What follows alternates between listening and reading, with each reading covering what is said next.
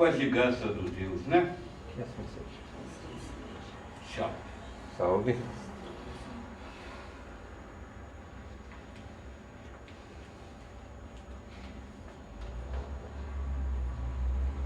Antes de vocês fazerem qualquer pergunta para eu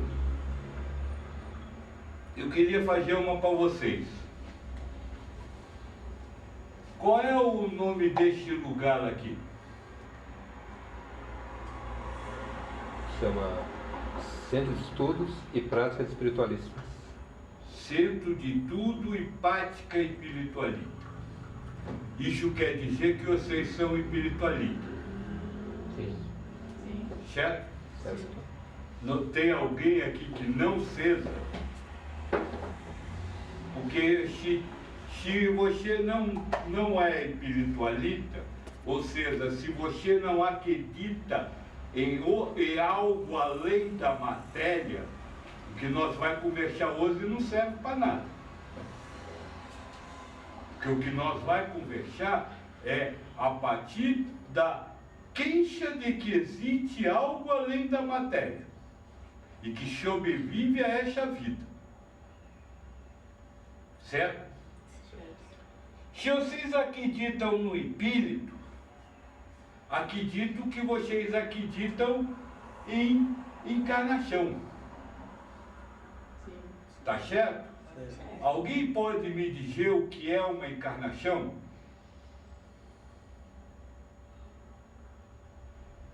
A possibilidade de continuar evoluindo, mais uma possibilidade. Mais uma possibilidade de continuar evoluindo. Sim, a encarnação serve para isso, mas não é isso que é uma encarnação. O que é uma encarnação? É um período que o espírito está incorporado no corpo material para cumprir uma tarefa. O que é o período que o espírito está incorporado em um corpo material para cumprir uma tarefa. A ideia é essa, eu só vou acrescentar palavras para ficar mais forte a queixa que eu quero que vocês tenham. É uma etapa da existência eterna do espírito. Não pode se dissociar a vida encarnada da existência eterna do espírito. Porque senão você pega uma coisa que já vem, comece uma nova para retomar aquela depois. E não é isso. Durante a encarnação, a existência eterna do espírito continua existindo. Ficou claro? Terceiro detalhe. Você disse que é cumprir uma tarefa. Que tarefa é essa?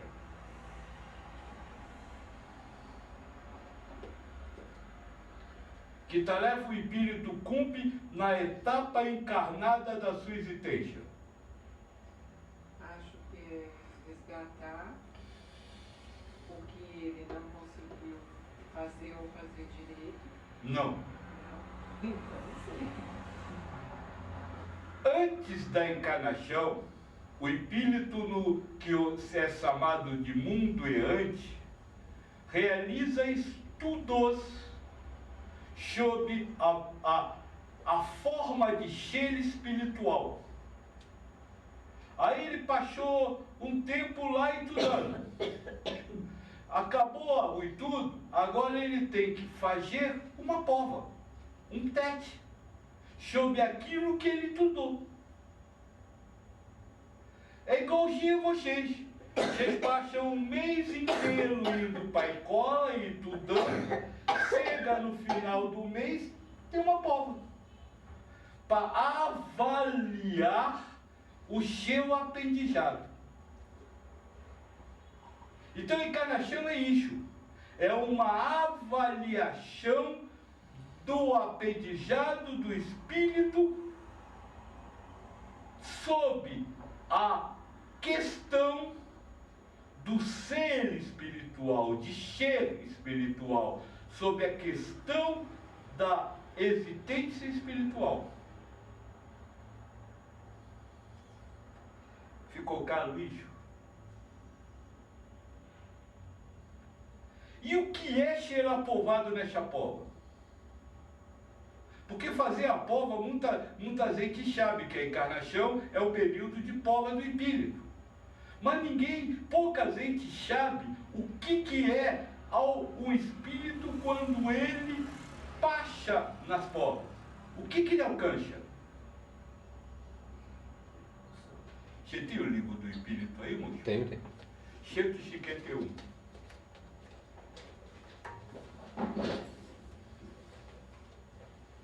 Vamos, como vocês falam aqui, vamos no pai dos burros, né? Vamos naquele que ensina o que é. E isso nós faz muito, porque tudo já foi ensinado, tudo já está pronto. Não sou eu que vou inventar aqui coisas novas. Questão 151. Isso.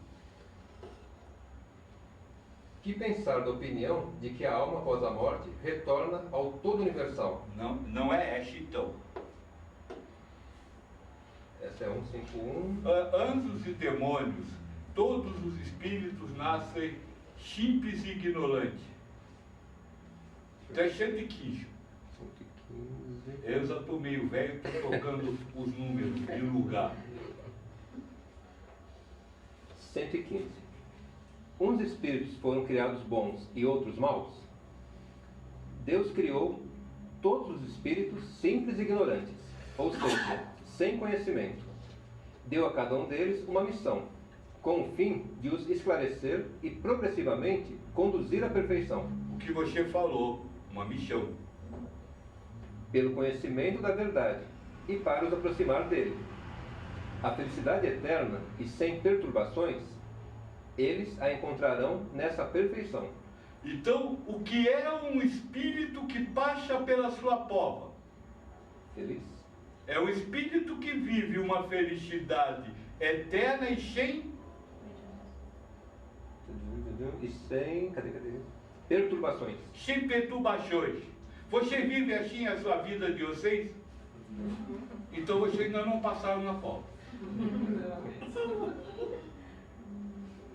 É simples assim. Se você acredita em espírito, se você acredita que existe algo mais, você precisa compreender que para a sua vida ter algum significado para a existência eterna, você precisa buscar uma felicidade que não contenha perturbação e que seja sempre, e que você consiga vivê-la sempre. Aliás, se você acredita em espírito, essa é a única coisa que você tem para fazer nessa vida. Eu tenho que casar, eu tenho que estudar, não tem que fazer nada. Você nasceu só para provar, para, ao cumprir determinadas missões, provar que você é capaz de viver sem preocupações, viver sem aborrecimentos e viver eternamente feliz. Foi só para isso que você nasceu. Para mais nada. E se você tem que viver assim, o que você precisa estudar? Assim mesmo. Estudar a si mesmo, mas estudar em si mesmo o quê? Desapego? Hã? Desapego? Não, estudar em si mesmo o quê? Se você tem que viver uma felicidade se você não deve viver tribulações, se você não deve viver contrariedades, o que você precisa estudar em si mesmo? Se é feliz? Não. O ego? O que lhe causa tribulação. Só conhecendo a origem do que lhe causa tribulação, do que não lhe deixa ser feliz de verdade, é que você pode agir para não deixar este algo lhe levar a perder a paz. É isso que eu sei de tudo? Uma partezinha é. Uma partezinha é? É, só uma partezinha. Que parte? Olha, no meio de todas as coisas que a gente faz, uma parte bem pequenininha é isso que a gente está tentando fazer. Parte, é a parte que a gente acha que está buscando. O que lhe causa tribulação? O que lhe causa desapontamento? O que lhe causa toda a situação onde você perde a paz? Para mim, o que causa sofrimento. Não, o que causa? O que leva você a perder a sua paz? O que leva você a se sentir contrariado? Duas situações, com certeza. Não, só uma. Só uma? Só uma coisa faz. Uma. Então acho que eu vou dizer mais difícil. Quando eu me sinto humilhada. Ninguém lhe humilha. Você se sente humilhada. Então o que lhe faz sentir-se humilhada? É esse o intuito. Porque na hora que você descobrir por que se sente humilhada, você pode lutar contra isso. E aí viver em paz. Isso mesmo. O que lhe faz sentir-se humilhada? O alto-apreço. Hã? O alto-apreço. Não entendi. O alto-apreço. O O alto-apreço. autoapecho. Case isso.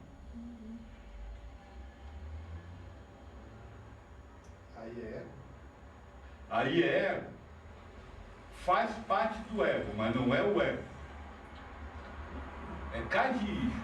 Repete a pergunta, por favor. Você me disse que você perde a sua paz quando você se sente humilhado. Isso. E a minha pergunta é, o que em você lhe faz você sentir-se humilhada quando alguém fala determinada coisa? Porque quem fala não tem problema. O problema foi que você se sentiu humilhado. Quando eu olho uma coisa e me sinto muito pequena. Mas por que você se sente pequena? Porque eu não me amo o suficiente. Ou não me conheço o suficiente. Não. Porque a gente tem convicções, alguém fala que eu não trabalho bem. É Eu tô quase convicto que eu trabalho convicção. Orgulho. Hã? Não, não é orgulho. É uma coisinha chamada egoísmo. Pera. Todo ser humano é, por natureza, egoísta.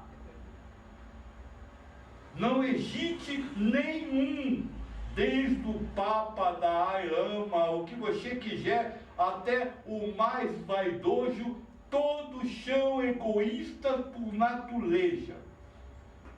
O que é ser egoísta? É pensar em si, né? Não, não é só pensar em si.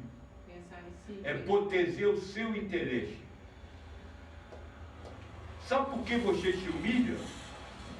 Porque você acha que você é grande. Eu me sinto. E quando alguém não diz que você é grande, você se sente mal.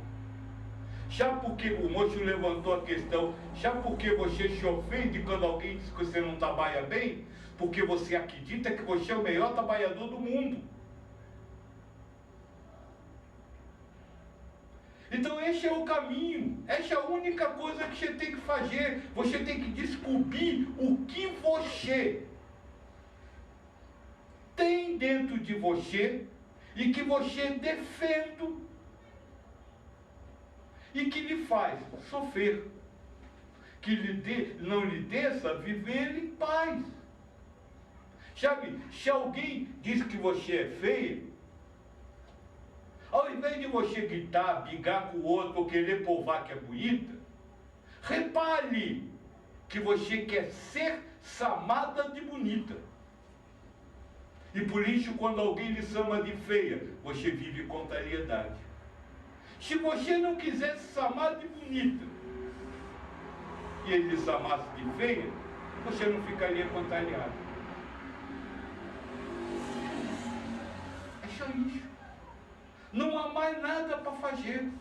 É viver em meditação, ou seja, é viver olhando você para dentro, descobrindo o que em você está defendendo a cada momento para abandonar essa defesa. Também não adianta você querer se chamar de feia. Porque aí alguém vai chamar de bonito e você vai ficar contagiado. Você tem que se libertar da ideia de que aquilo que você acredita é o certo. Que aquilo que você acredita, os outros têm que lhe seguir. Deixa isso aqui. Ué, é certinho. Quem tem filho aqui? Moça que tem filho, você é casada, moça? Sou casada. Então, se seu marido é conudo? Não. É conudo? É. Porque todo espírito é filho de Deus, não é filho de seu marido. Como um espiritualista pode acreditar que tem um filho dele? Se eu perguntar aqui, todo mundo sabe a data do nascimento, não sabe?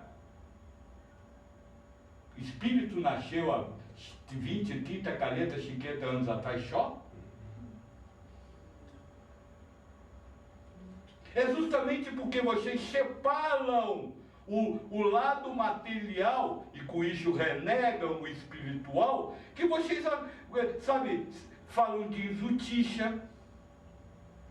Acho que todo mundo aqui já ouviu falar na palavra karma.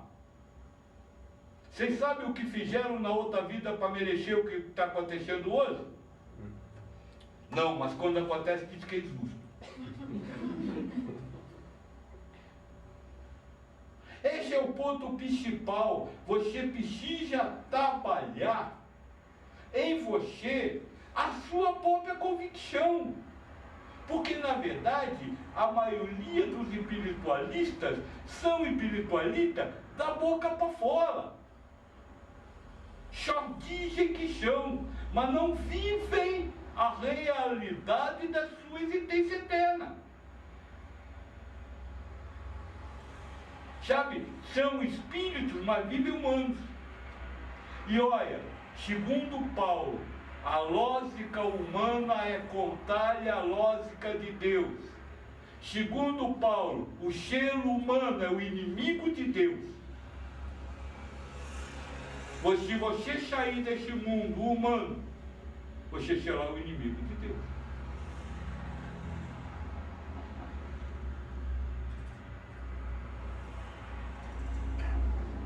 Sabe por que o ser humano é o inimigo de Deus? Porque o ser humano anseia por ter uma casa boa, por ter comida todo dia na mesa, por ter saúde. O espírito não está nem aí para essas coisas. Se para fazer a missão dele ele precisar de uma doença, ele é o primeiro a pedir a doença.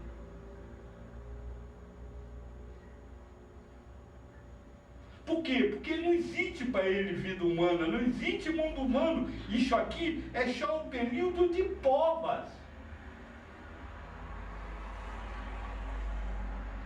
Não é uma realidade. Qual é seu nome? Hã? Lena. Você é homem ou mulher? Nessa encarnação você é mulher? Não, a encarnação é mulher, você é espírito. Espírito não é homem nem mulher. Espírito não tem nome. O espírito é uma individualidade perfeitamente integrada à unidade, a tal ponto que ele perde a sua individualidade. Como é que um espírito vai ter nome? São essas coisas que vocês humanos preservam tanto, que são contrárias àquilo que vocês que liam antes da encarnação. Por isso não estão passando na porta. Esse é o primeiro detalhe a respeito do espiritualismo. Primeira coisa é exatamente essa. Eu sou espírito. E a segunda eu vou mostrar qual é. Leia de novo a 115.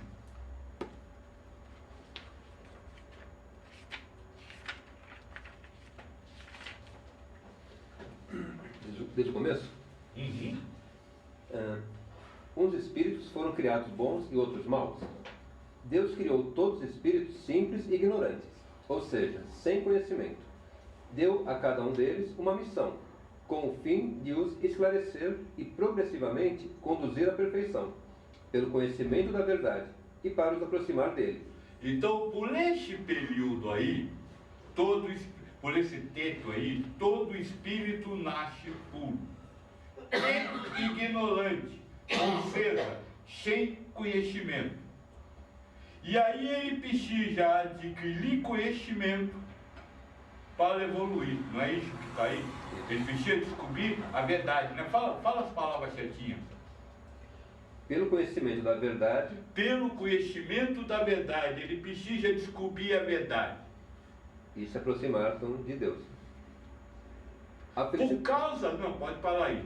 Por causa dessa fase, o espiritualismo hoje virou, ao invés de ser uma doutrina de vida, virou um núcleo de estudos sobre assuntos do mundo espiritual. Vou estudar heresia, vou estudar ectoplasma, vou estudar viagem astral, vou estudar isso, estudar aquilo, porque eu tenho que adquirir conhecimento. Não é isso?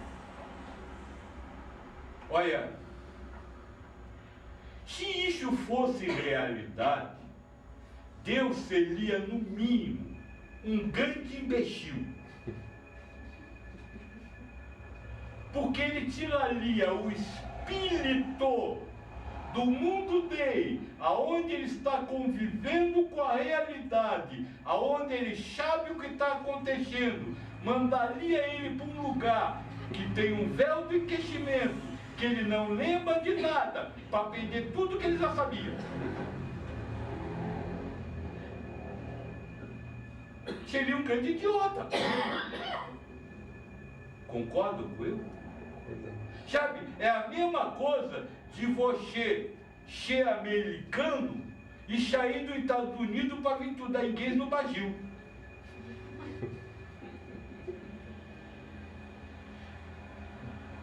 Não. O espírito nasce puro e sem conhecimento.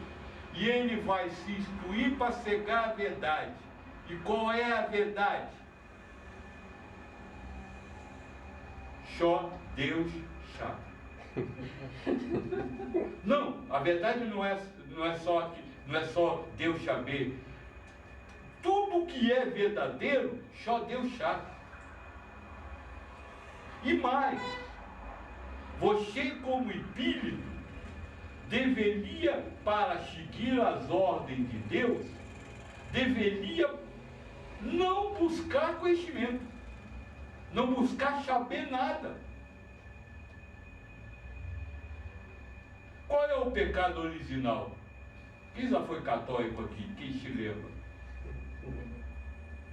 Pecado do Adão e da Eva. Qual é o pecado do Adão e da Eva? Desobediência. Não, pecado não é desobediência. O pecado é comer o fruto da árvore que Deus disse para não comer. A árvore do conhecimento. Qual é o fruto da árvore do conhecimento? O que você faz quando tem um conhecimento? Adquire um saber. Esse é o pecado. É saber. É ter certeza. Só Deus sabe. Como é que você sabe alguma coisa? Então essa é isso que vocês precisam estudar. Estudar para não saber nada. Esse é o processo que leva à perfeição. Porque, desculpa, na hora que você não souber nada, você não tem nada para ser contagiado. Mas enquanto você souber alguma coisa, é o egoísmo, ou seja, a defesa do que você sabe, vai lhe fazer viver a contrariedade. Eu costumo dizer que esses estudos espirituais é embomachão, é igual a criança que vai para a escola só para comer o lance na hora da merenda. Faz de conta que está estudando. Está enganando a quem? A ninguém, porque ele vai sair daqui e vai ter que voltar. Por quê? Porque não reformou nada em si. Não mudou nada dentro dele. E pior, se você pegar esse livro de ponta a ponta, sempre que o Espírito da Verdade faz alguma definição, ele diz assim, mais ou menos assim, é como se fosse isso, ele nunca afirma. Sabe por quê? Tem uma pergunta que o Espírito da Verdade que responde, que o Kardec pergunta assim, o Espírito é alguma coisa? E o Espírito da Verdade responde, para vocês é um nada. Como é que se o Espírito não é nada, como é que você vai saber o que esse nada sabe? Tudo que vocês acreditam sobre o mundo espiritual são fantasias humanas e não realidade. E aí você sai desse mundo acreditando naquilo, como é que você vai conseguir viver lá?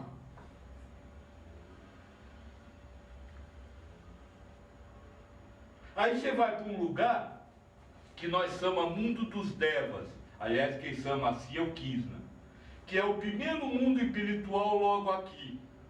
Que é onde tem o Umbal, onde tem as cidades espirituais, onde tem o paraíso cristão, a tenda dos muçulmanos, aonde os espíritos não possuem mais corpo, mas são seres humanos igualzinhos.